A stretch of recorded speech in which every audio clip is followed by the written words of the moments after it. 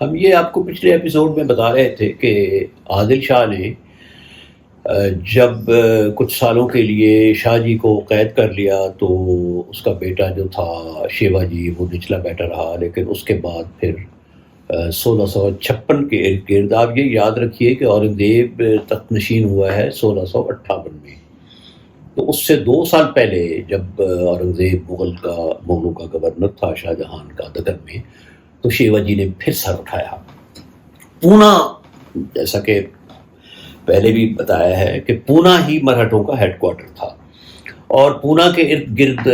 اب شیوا جی نے قلعے فتح کرنے شروع کر دیے، اور اس نے سب سے پہلا حملہ پونا کے جنوب میں ایک علاقہ تھا، قلعہ تھا جاولی جس کو کہتے ہیں، بہت مشہور، اس کے ساتھ اس نے سلسلہ جنبانی کی۔ اب جاولی جو تھے وہ بہت طاقتور تھے، تو شیوا جی نے یہ کیا کہ فریب کا راستہ اختیار کیا۔ اس نے ایک شادی کا ڈرامہ رچایا اور ان کے محل میں جا کر شادی کے لیے کچھ رشتے کا پیغام، کوئی سلسلہ جنبانی، کوئی اس طرح کا کام کر رہا تھا، اور وہیں اچانک اس نے جاولی کے جو حکمران تھے ان کے سردار کو اور لوگوں کو قتل کر دیا۔ یہ جس طرح کہ ہم نے آپ کو پہلے بتایا ہے کہ یہ بھیس بدلنے کا ماہر تھا، اور تیر اندازی کا بھی ماہر تھا، پہاڑوں میں سفر کرنے کا بھی ماہر تھا۔ تو اس کے بعد جتنی بھی کامیابیاں حاصل کی شیوا جی نے، وہ دھوکے اور فریب کاری ہی سے حاصل کی۔ پہلی دفعہ اس نے مغلوں کے ساتھ کیا مداخلت، یا یوں کہیے کہ پنگا لیا، لیکن اورنگزیب اس وقت گورنر تھا، اور یہ اس کی گورنری کے آخری ایام تھے، یعنی اس کی تخت نشینی کے 2 سال پہلے۔ تو اس نے شیوا جی کو تعاقب کیا اور تہس نہس کر کے رکھ دیا۔ یہاں سے شیوا جی نے یہ سبق سیکھا کہ براہ راست مغلوں کے ساتھ چھیڑخانی نہیں کرنی۔ تو اس نے مغلوں کو، اورنگزیب کو ایک خط لکھا کہ میں، اگر آپ مجھے میری آبائی ریاست دے دیں تو میں آپ کی ماتحتی میں، اطاعت گزاری میں وقت گزاروں گا، اور میں 500 سوار اپنی طرف سے آپ کی خدمت میں پیش کروں گا۔ اب اورنگزیب کو بھی معلوم تھا کہ یہ دھوکے باز ہے، اور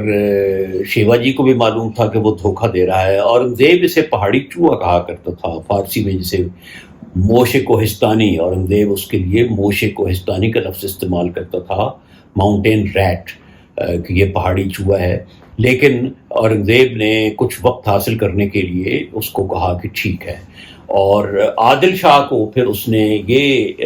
حکم دیا یا تجویز پیش کی کہ اس کو تم جنوب ہی کی طرف رکھو، ادھر جو میرے مغل علاقے ہیں ان کی طرف نہ آنے دو۔ مغلوں کی طرف سے اطمینان حاصل کرنے کے بعد شیوا جی نے عادل شاہ کے علاقے میں، خاص طور پر جو اس کا کناک کا علاقہ تھا، گھاٹ کے ساتھ، یعنی بمبے کے جنوب میں ساحل کے قریب کا جو علاقہ تھا، وہاں زیادہ فتوحات حاصل کرنا شروع کی۔ تو پہلی دفعہ عادل شاہ نے اس کو سیریسلی لیا، اور اپنا ایک بہت بڑا کمانڈر جو تھا وہ بھیجا اس کو شکست دینے کے لیے۔ افضل خان اس کا نام تھا۔ یہ بہت بڑا بہادر کمانڈر تھا، لمبا چوڑا، ظاہر ہے پٹھان ہی ہوگا، ساؤنڈز لائک اے پٹھان، اگرچہ کتابوں میں یہ نہیں لکھا ہوا کہ یہ پٹھان تھا۔ افضل خان طوفان کی طرح اٹھا اور آندھی کی طرح آیا، اور اس نے شیوا جی نے جو قلعے فتح کیے ہوئے تھے ایک ایک کر کے اس نے واپس لے لیے۔ اس کے لوگوں کو اس نے مارا، تہس نہس کر دیا، یہاں تک کہ شیوا جی کو شمال کی طرف بھاگنا پڑا، اور اس کی حالت اتنی خراب ہو چکی تھی اور اتنا وہ ولنریبل ہو چکا تھا کہ اس کے ساتھیوں نے اسے مشورہ دیا کہ تم عادل شاہ کی اور جنرل افضل خان کی اطاعت قبول کر لو، ورنہ یہ تمہیں ختم کر دیں گے۔ لیکن اس نے کہا نہیں، اس کے ذہن میں کوئی اور ہی پلان تھا۔ چنانچہ وہ جو اس کا مشہور قلعہ تھا پرتاپ گڑھ، وہ وہاں پر آ کر قلعہ بند ہو گیا، اور اس نے اب ایک چال چلی۔ اور یہ جو اب ہم آپ کو واقعہ بتا رہے ہیں شیوا جی کا اور افضل خان کا، یہ مغلوں کی تاریخ کا، مرہٹوں کی تاریخ کا، عادل شاہی تاریخ کا ایک بہت ہی مشہور واقعہ ہے، اور یہ تاریخ ساز واقعہ ہے۔ اس نے افضل خان کو خط لکھا کہ جناب میں اطاعت قبول کرنا چاہتا ہوں، میری کیا مجال ہے کہ میں آپ سے لڑوں، یا میں آپ کا جو بادشاہ ہے عادل شاہ میں اس سے لڑوں، لیکن مجھے کوئی گارنٹی چاہیے کہ اگر میں اطاعت قبول کر لوں تو مجھے کچھ نہیں کہا جائے گا. مجھ سے آپ بات کریں، مجھے آپ کوئی ٹینجیبل، کوئی ویزیبل کوئی ایسی ڈیولپمنٹ ہو کہ مجھے یقین آ جائے کہ مجھے چھوڑ دیا جائے گا.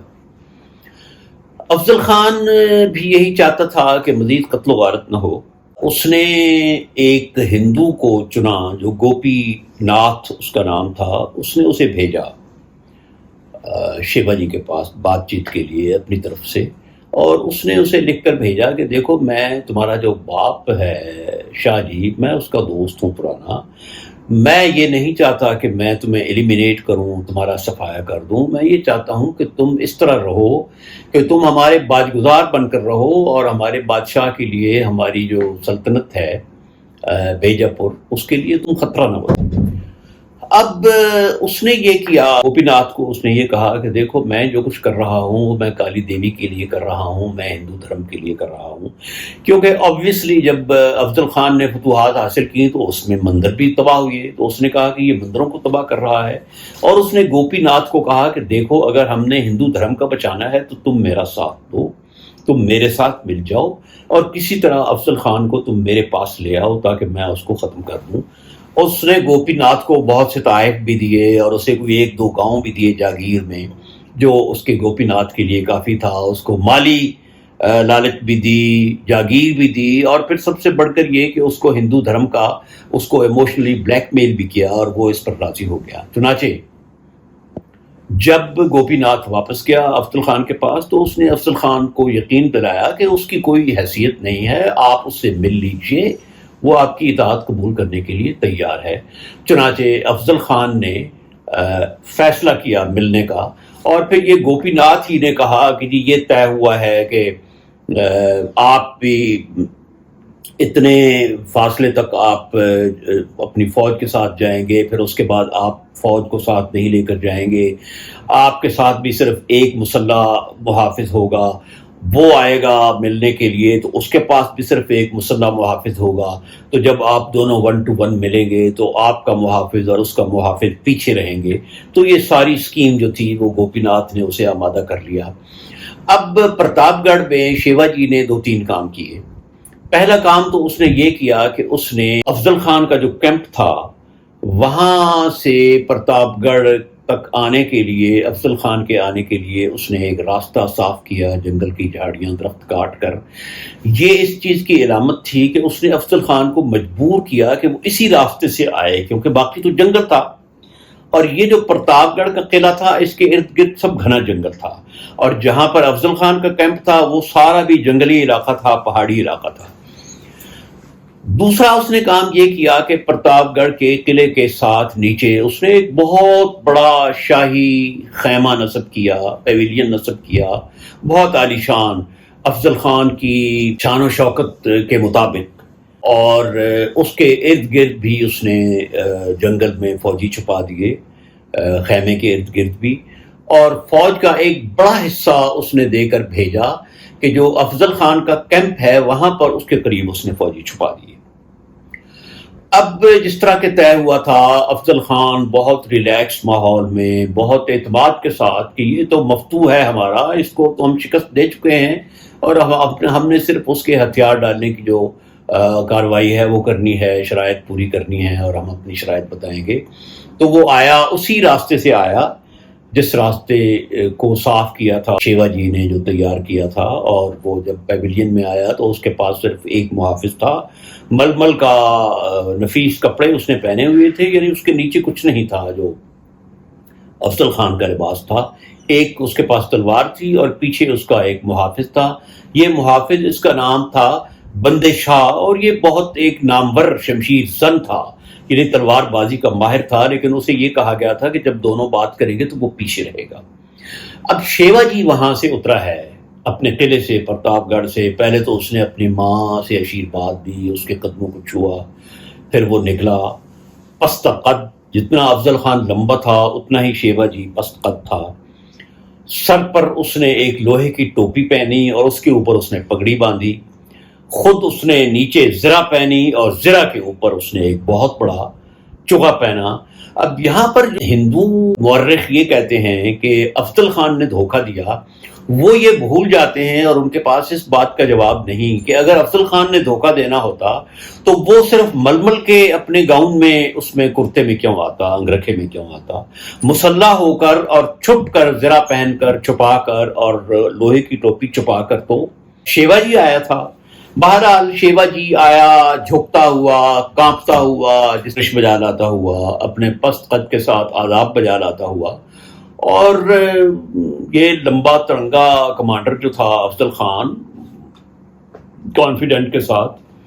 اب شیوا جی نے یہ بھی کیا تھا کہ ایک بہت مشہور ہتھیار ہے، مرہٹا ہتھیار، وہ ایک پنجہ ہوتا ہے لوہے کا کہ جس کے کنارے نکلے ہوئے ہوتے ہیں، بہت خطرناک. وہ اس نے اپنے مٹھی میں دبایا ہوا تھا اور آستین میں اس نے خنجر دبایا ہوا تھا. تو جیسے ہی وہ آیا اور افضل خان اس کو ملنے کے لیے آگے بڑھا تو افضل خان کا محافظ بندے شاہ اس کے پیچھے کھڑا تھا، اور شیوا جی کا جو ایک محافظ تھا ٹرمز کے مطابق وہ اس کے پیچھے کچھ فاصلے پر کھڑا تھا. تو جیسے ہی لمبے قد والے افضل خان نے چھوٹے قد والے شیوا جی کو اپنی گرفت میں لیا، جس کو آپ بیر حق کہتے ہیں،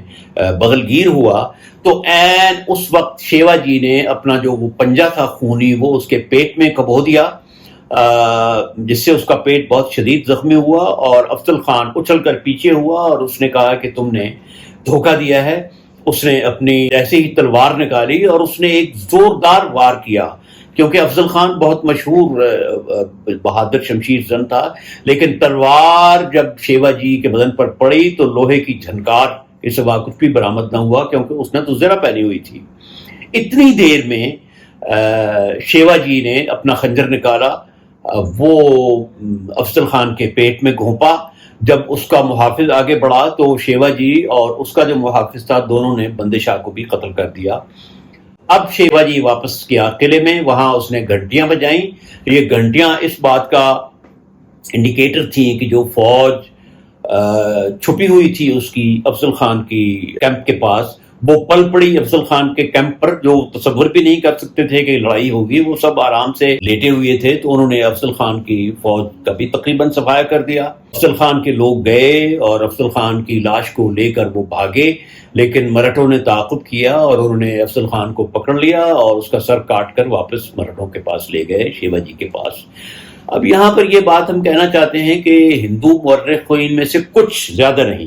کچھ یہ کہتے ہیں کہ حملہ افضل خان نے کیا تھا، لیکن وہ یہ بھول جاتے ہیں کہ وہ یہ خود مانتے ہیں کہ افضل خان مسلح نہیں تھا، اس کے پاس زرہ نہیں تھی، سر پر لوہے کی ٹوپی نہیں تھی. یہ ساری تیاری شیوا جی کر کے آیا تھا. اور جو انڈیا کا سب سے بڑا مورخ ہے اس وقت حال ہی میں جس کا انتقال ہوا ہے، ابراہم ایرالی،